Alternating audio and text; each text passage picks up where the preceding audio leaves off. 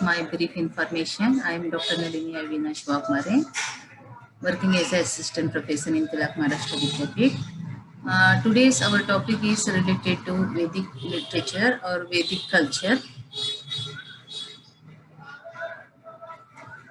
Vedic age. This Vedic under Vedic age, what we have to study? There are so many sources to understand this Vedic period. Various names of Vedic period. Some people call this period as a Vedic civilization, Rig Vedic India, Aryan period, early Vedic period, and Vedic age. Actually, while we are studying this Vedic period, some historians given a different opinion about it. Many centuries after the destruction of the Harappan civilization, the Aryans immigrated into India and developed a remarkable culture which was quite different from the Indus culture. The Aryans entered into India from the northwest. There are different theories regarding the original home of the Aryans. Well-known Orientalists like Sir William Jones and Max Muller regard that the Aryans originally lived in Europe and migrated to other countries. They base their theory on the similarities between the Sanskrit language and the European classical languages like Greek and Latin. This theory has not found much acceptance among the scholars due to a variety of reasons. The theory that Central Asia, especially the region between the Oxus and Jaxarius, is the real home of the Aryans is accepted by a majority of the scholars. It means Aryan came from Central Asia, accepted by the most of the historians and scholars. So in this chapter, what we have to study is that Aryan migration to India was gradual and spread over many centuries. The Aryan migrants to India are known as the Indo-Aryans, and the culture they developed is popularly known as Vedic culture. So in this chapter, we have to study detail about Vedic culture and Vedic civilization. So already I mentioned that various names of this Vedic age or Vedic culture. Then what is the meaning of Veda? The word Veda is derived from the root of the Sanskrit word Vid, which means to know.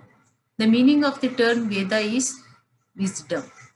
Arya is a Sanskrit word which means a free-born man with noble character, because Vedic culture is also called as a Aryan culture. So we must know the meaning of Aryan. Aryan means noble man with a noble character. So this age named after the Vedas, the holy books of the Aryans. This is the map in the right side, shows that the Aryans, the Vedic civilization was found in northwest region of India. This region was called the Sapta Sindhu, or the land of the seven rivers: Indus, Jhelum, Ravi, Chenab, Beas, Satluj, and Saraswati. In these areas, the Aryans lived at that time. To know the understand the Aryan culture, there are various sources we have to refer. For that purpose, which are the sources? Basically, the Vedas, Brahmanas and Upanishads, Vedangas, Upavedas, Sutras, epics, that is Ramayana and Mahabharata, Puranas, biographical works, chronicles, Shastras on politics and grammar, and classical Sanskrit literature. Along with the Vedic other literature also, under that mainly basically the four Vedas: Rig Veda, Yajurveda, Samaveda, and Atharva Veda. The Vedas give reliable information about the culture and civilization of the Vedic period. Under the Vedic literature, basically the Rig Veda is the main source to understand the early Vedic culture or early Vedic Aryans culture. Then the later Vedic literature includes the Brahmanas, Aranyakas, and Upanishads. Then what is the Brahmanas? Brahmanas give a description of Vedic rituals. Aranyakas and Upanishads give speeches on different spiritual and philosophical problems. Puranas, which are 18 in numbers, give mainly historical accounts. Under that, Vayu Purana, Vishnu Purana, Skanda Purana. These are give us a lot of information about Indian culture and tradition. Then the great epics Ramayana and Mahabharata also give us information about the Aryan civilization. Then Rig Veda as a work of literature. While we cannot date the Rig Veda or any other literary work of the Vedic age, we can definitely say that the hymns of the Rig Veda were composed before 1000 BC, both on linguistic and historical grounds. The Rig Veda is a collection of Sahitya or hymns or mantras, about 1017 in numbers, divided into 10 books, mandalas. It is probable that the hymns were not deliberately composed. They were the outpourings of the sages. They were handed from generation to generation with frequent additions. To the Hindus, the Rigvedic hymns are a revelation of the Supreme Being to the people through the rishis. Through rishis, saints, they preach their subjects or peoples, and they pass that one to one generation to another generation. Means orally this mantras transfer from one generation to another generation. Then early Vedic period social life. While we are studying the early Vedic literature or culture, under that, what was the society at the time and what was the social system and what was its special features of that society. And while we thoroughly study this Vedic period, early Vedic period, we find that absence of caste rigidity. Caste in the Rigvedic age means only class and nothing more. There was a division of labor. The fourfold division of labor is found in most Aryan communities. Some were priests, some were warriors, some were merchants or farmers, and some were laborers. This division arose due to socio-economic factors, means only class basis that system was there. But later on, or later Vedic period, this class taken shape as a caste, and caste rigidity found in we found in later Vedic period. Then joint family system. The basic unit of the social structure was the joint family system exists at that time. The head of the family had vast powers over the members. He was strict in exacting obedience, but he was not cruel. Means he has taken more family responsibility on his shoulders, but he was a very kind personality. And that time we found another feature is that there was no child marriage exist that time. There is no evidence of child marriage in the Rig Veda. Even love marriage could take place at that time. The dowry system was not the rule, but girls with some disadvantage had to be given dowries. Means what we are think that child marriage system not exists that time, and woman is considered as a, or girl is considered as a Lakshmi of that family. Then joint family picture is mentioned here. Then monogamy. The general rule was monogamy. Although there are references to polygamy, there is no reference to polyandry. There was no parda system of women. They freely participate in religious functions. Women freely participate in every field, socio-economic, political, religious, even spiritual field also. There is no restriction to her. Women are equal with rights with men in every field. What today the feminist, the NGOs, the women are fighting for their own rights with men. When we study the history, the equal rights we find only in the Vedic period.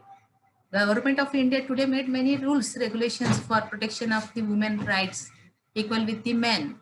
But in some extent it is practiced, in some extent it is absent. There are many reasons for it, but in the Vedic period, women are equal rights with men in every field. That is one good point we find there. Then morality, which is the standard of morality was very high at the time.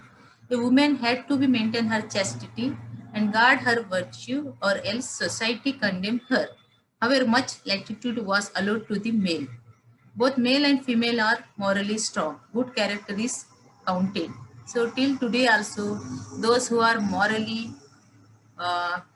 spiritually strong, even good character, they are considered as a good personality.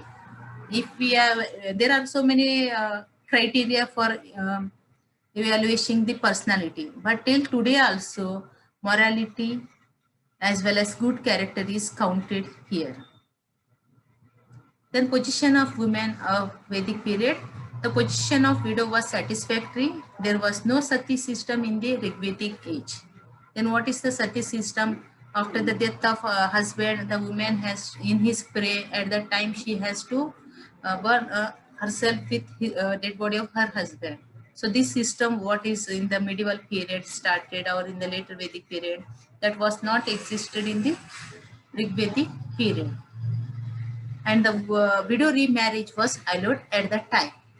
It shows that the high position was find equal status find in Rigvedic period. The status of women was very high. The tragedy is that while in other civilization, the status of women is at first low and then gradually improves. In India, the status of women is first exceptionally high and gradually deteriorates. At that time, learned women are existed like Lopamudra, Vishwara, Ghoshara, etc. These are women who are participated in a religious debate and got the spiritual knowledge and wrote some mantras, hymns, and etc. other things. Then the Rigvedic high status of honors, poetess, charioteers, and dancers and musicians are we find there. Girl child was called as Dutra. Marriage was a sacrament system, Pavitra Rista at that time. Till today also marriage as a sacrament system. The status of women's Swayamvara system. See, in this 21st century also we are very difficult to find this Swayamvar system where the in the modern age also our parents or family member restricted to this Swayamvar system. But while we are studying the Rigvedic period, if women wanted to choose her own husband, that system was existing there that time. Then Sridhana system also existing. Brahmavadini is found in Rigvedic period. It means Brahmavadini means spiritual, religious, and highest knowledge got women also found at that time who composed the many mantras and hymns. Then legal status and education of women in ancient India. In the legal status, while we are studying the educational rights, women have her own rights related to educational rights, property rights, marriage rights, widow remarriage rights, and other rights also. While we are studying women's education in ancient India, Brahmavadini is found already. I explained that. Composed names, they are Gargi, Ghosha, Vishwara, Atri, Lopamudra, Apala, Shraddha, Yami, Devayani, and Goda. These are the women who composed the many names. And oral education system existed at that time. Women are to get their own choice of field of for education. There is no force her to you choose the only your or though someone force and take this education, but women has a rights to choose her own area of interest of education. She get that education, high status in the society and freedom to education. Then equal status with men. When the yagnas are performed at that time, women also participate with men. If she is not participated in the yagnas, that yagnas are not considered as a auspicious one. It means in that time, equal status with men, the system exists at that time. In education, it is a well-known fact that the Vedic age, education was the first of 4 stages in life. It was called the Brahmacharya Ashram. See, our life is divided into 4 parts: Brahmacharya, Grihastha, Vanaprastha, and Sannyasasana. So the beginning of first, beginning to up to 25 years only for getting the education, that is student life. So that's why Brahmacharya stage, the student was called the Brahmacharin, and he had to follow rigid discipline. The beginning of the first stage in life was marked by the Upanayana thread ceremony. The teacher recited a sacred verse and the students all recited it after him in chorus. Moreover, we have seen that girls were married around 16. Hence, we may infer that their education was neglected. They are also given the education to them. Beside the cramming of the Vedic hymns, there were also debates. The recitation of sacred verses and debates imply oral studies was there. This is surprising because the art of writing was not known, although the oral education system started and teacher conducted the exams and the student orally give the answers and he pass and he promoted to another class. So that system was existing in the Gurukul at that time. Then dress and ornaments at the time, men and women dressed alike. The usual dress consists of two places, upper garment and lower garment. In cold weather, a cloak was used. Woolens were known, but usually clothing was of cotton. Today also we find that most of the people like the cotton clothes. The arts of spinning and weaving were highly developed. Embroidered and colored garments are also used on occasions. Fashion in dress were known. The Raja, the bride, female dancers are referred to as wearing gorgeous clothes. Then pastime, how they spent their free time. The Rigvedic Aryans enjoyed vigorous pastimes. They were fond of racing, including the chariot racing. They were also fond of gambling. And the Rigveda devotes an entire aim to the damaging effects of excessive gambling. It is called a gambler's gaming. So anything excessive is a dangerous thing. So here also in the Rigveda, gambling is a game, it's okay, but too much you addict to that game, then it spoil your life. That mentioned in the text.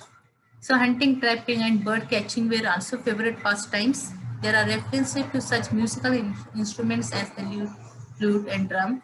Dancing was also popular till today. Also, most of the people are interested in dancing and music in their spend their time. So at that time also they are enjoying their life with the dancing and music.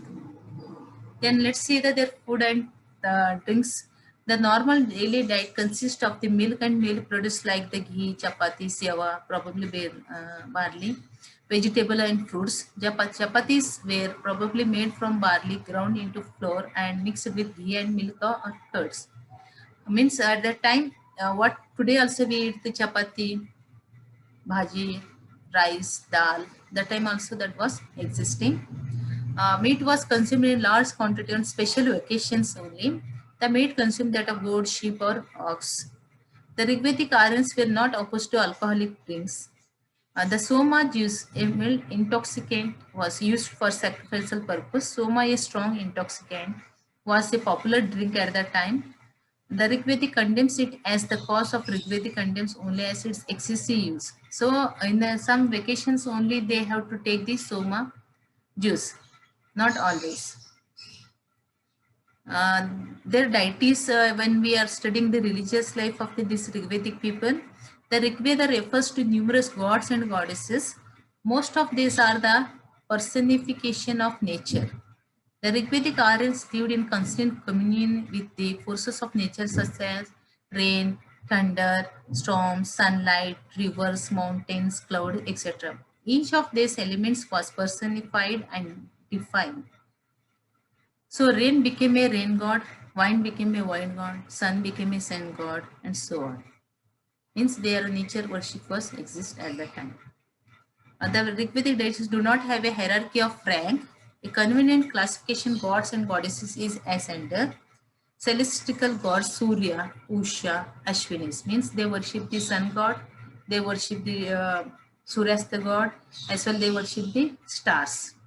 Even atmospheric god Indra, Vayu, Prajana means storm, wind, and rain god also they worship at that time.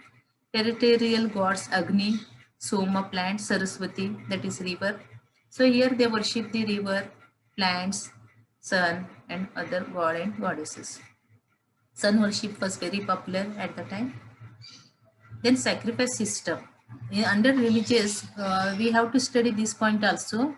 When we wish to please someone, we offer him a gift. Hence, men in almost every age and time have thought of offering gifts to these supernatural powers. It is therefore quite logical to find the importance attached to sacrifice by the Rigvedic Aryan. Sacrifice are offered in the form of a meal. And since pastoral people consider their domestic animal as their most prized possession, they offer to the gods animal sacrifices. So even today also we also while performing some religious function, whatever in the family in our home we put in front of God, whichever we like that also we give in God, and which are most like that also we give to the God. So these things are practiced at the time also. Then there are two kinds of sacrifice system. One, a simple sacrifice where milk or grain or flesh was cast into the fire by the head of the family. This was accompanied by the recitation of the simple prayers. In some vacation only, the sacrifice were performed on various vacation, but in some vacation, birth, marriage, that at that time this sacrifice system was performed. A solemn sacrifice which was performed by several priests in an elaborate fashion with a complicated rituals. Such sacrifices were ordered by the Raja or the aristocracy, which was gradually growing. It is only in the later Vedic age that the Brahmin priest monopolized the privilege of performing sacrifices and thus acquired a superior position. See, in the Vedic period or the Rig Vedic period, there was no mediator for performing the sacrifice system. Directly, whatever in the family, in the puja time, in some vacations, they directly perform that one. But in some, while time passing, in later Vedic period, the higher community people interfere and they monopolize, and they are argued that more and more you practice sacrifice, you get the easily solution. So this system is started in the later Vedic period, and day by day the higher community status is superior one. Then the Varnashrama system was exist at that time. Our life is divided into 100 years, what I already explained that one. The development ashrama is a unique contribution of epic age divided into 4 parts, keep in view the average age of 100 years. First, Brahmacharya ashram, the first 25 years is only dedicated for our learning. Then Grihastha ashrama, second stage, 26 to 50 years. In this age, you have to marriage performing and take the family responsibilities. Then again, Vanaprastha ashrama, 51 to 75 years of age. During this period, an individual began to live in forest and tried to exercise control over his senses. He has to go to forest, practice the meditation and get the knowledge for control himself. Then come to the sannyasi ashram. An individual was normally expected to be a sannyasi after 75 years. He came back to society and preached the knowledge to the common people. So this is the 100 years, 25, 25, 25, 25. Like this, the 100 years lifespan was divided according to they have to spend the life. Then religious ideas of Indian society for early Vedic to later Vedic stage, how it was changed. In early Vedic period, neither temple, no idols was existing at the time. But later Vedic period, the Rama Krishna worship was started. In early Vedic period, 11 gods, even including Indra, Vayu, Surya, Mitra, what explained, those are worship. But in later Vedic period, new gods and goddesses worship was started. Under this Ganesha, Rama, Krishna and their incarnation worship. Then 11 gods on earth, Prithvi, Agni, Soma, etc. here started in the early Vedic age. In later Vedic age, the rigidity in religion started. So in the Vedic period, nature worship was there. In later Vedic period, popularity of yajnas, sacrifices started. Again, the here no priestly class was existing, but later Vedic period, the priestly class was existing and caste system taken a shape high and caste rigidity was also started. Then tribal, what was the political life of the people? Briefly, we study here.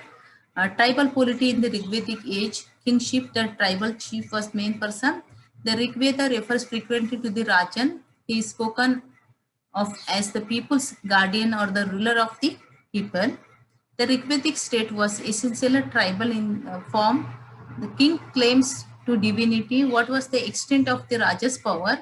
It is a rule that in tribal society, the tribal chief is not absolute. He does not alive apart from his people, and he is guided by certain elements like the priest, the elders, and the sometimes whole tribe. This seems to have been the case in the Rigvedic tribal state also. Hereditary kingship. There is not a single instead of a king being elected by the people, but kingship was hereditary. However, the hereditary principle was not rigid. A physically or mentally defective eldest son could be bypassed in favor of his younger brother or his cousin. What is definite is that the people formally signified their acceptance of the king after his coronation. Means, if the king was coronated as a ruler of the tribe, that person is considered as the king, and his main duties is protect his subjects. To control the king at that time, the two sabhas are there. How today we find the Lok Sabha and Rajya Sabha. That time also two assemblies we find there. One is Sabha and Samiti. It is quite certain that in the Rig Vedic and later Vedic age, there were assemblies known as Sabha and Samiti. What is the function of the Sabha? It was convened for administration purpose. It was a gathering of the elect, namely of the Brahmins and other elders. It is in patriarchal and aristocratic character. The Sabha perform the political and administrative functions.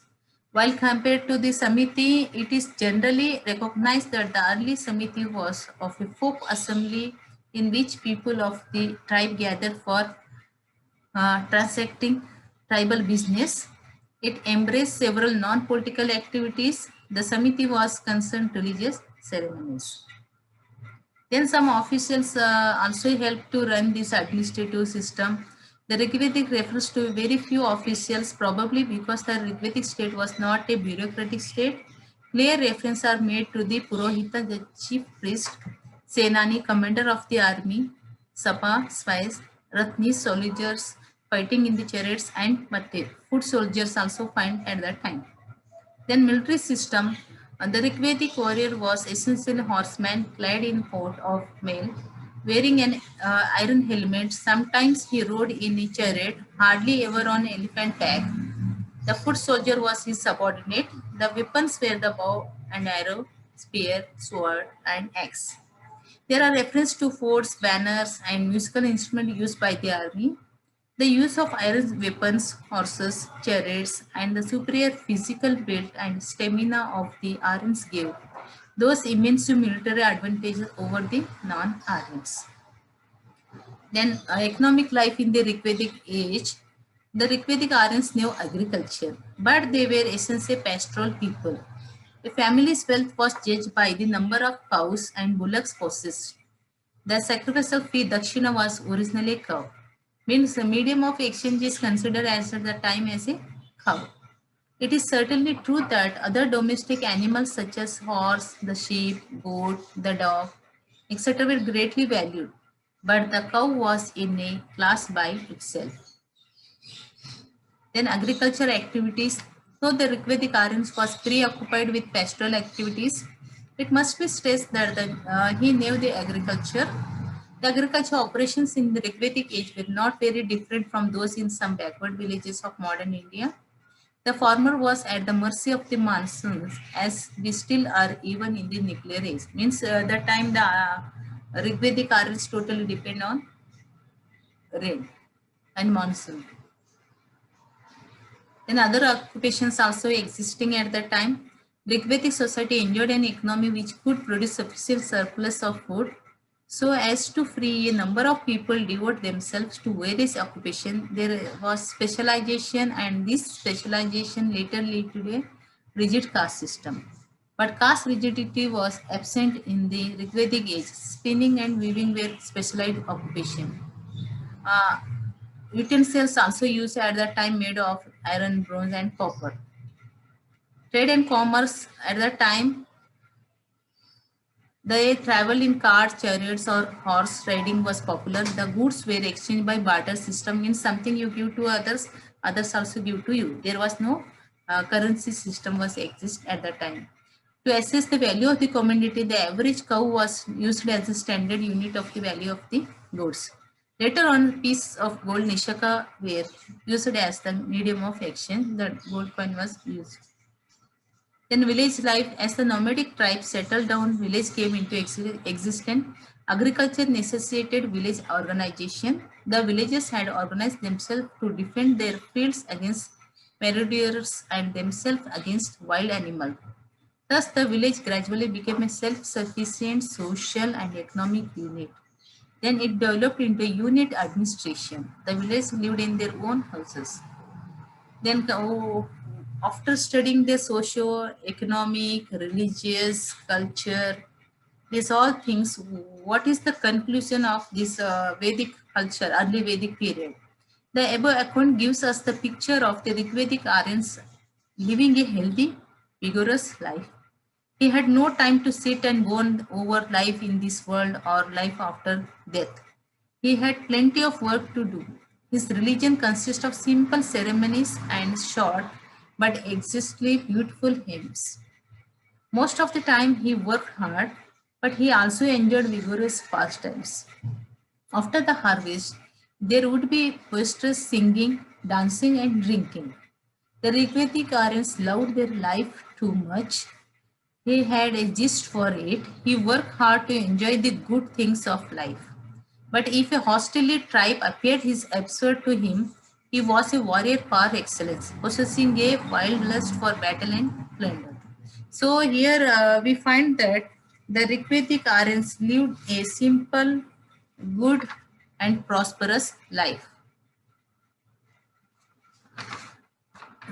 Thank you very much for listening my lecture.